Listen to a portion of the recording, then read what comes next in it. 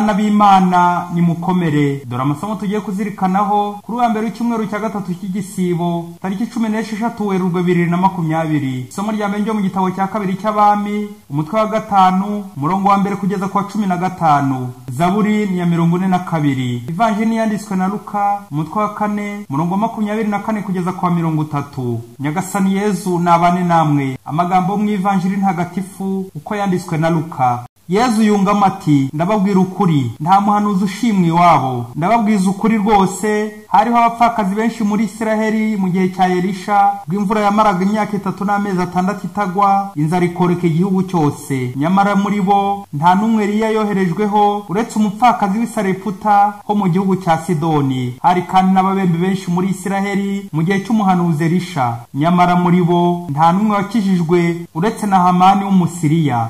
Abari mu isengero bumvise ayo magambo bose barabisha, nuko bahagurukira icyarimwe bamusohora mu mujyi wabo, bamujyana hejuru y'imanga y'umusozi umujyi wabo wari wubatseho, bagira ngo bahamurohe. Nyamara we abanyura hagati arigendera. Iyo ni Ivanjili ntagatifu.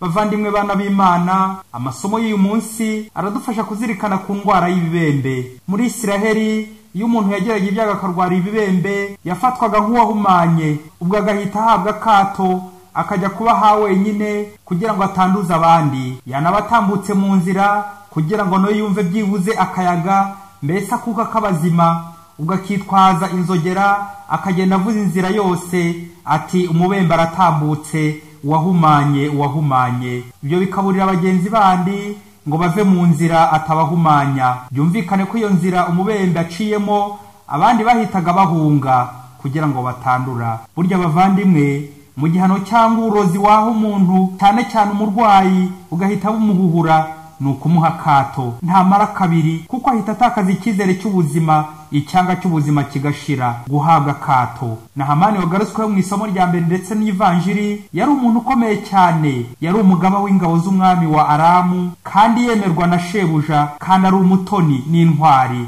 Ariko dutangazwe n'ukuntu ibibembe bitamutinye. Muvandimwe, usibye ko wakora uko ushoboye kose ukirinda indwara, ariko indwara nta muntu itinya. Birumvikana ukuntu na Hamani yari yarahababariye bikomeye, ikimwaro, agahinda, guhabwa akato, bakamunena. Ariko twumvise ukuntu Yesu agira neza. Imana nyirimpuhwe ikoresheje umuhanuzi Elisha ikijije na Hamani ibibembe. Nta kinanira Imana. Shimwa Mana ukura abantu ku gisuzuguriro. Elisha abwira na Hamani ati, genda wiyuhagire muri Yorodani inshuro 7 uri busubirane umubiri mutaraga maze ukiri ibibembe. Twibukiranye ko umubare 7 muri Bibiliya uvuga mu Giheburayi Zayin, weapon mu Cyongereza, cyangwa intwaro yo gutsinda, ugatsinda urugamba rwa Gikristo ukagera ku butungane. 7 ni perfection, ubutungane kuri roho. Ibibembe bishanya ibyaha dukora, ariko kubwo amasakamento 7 nk'imenyetso bitagatifu Kristo akoresha kugira ngo dutagatifuze muri kiliziya ye, tugatungana, tugakira kuri roho. Gusa ikibabaza Yezu nk'uko twabyumvise mu Ivanjili ya none nuko abo twita abanyamahanga mbese nka na Hamani badutanga umukiro, kandi Yezu umukiza utanga uwo mukiro kwe ari hagati yacu. Twe tugira amahirwe yo kumukoraho mu ijambo rye, cyane cyane mu masakamento 2 duhabwa kenshi adukiza kuri roho ni penetensiya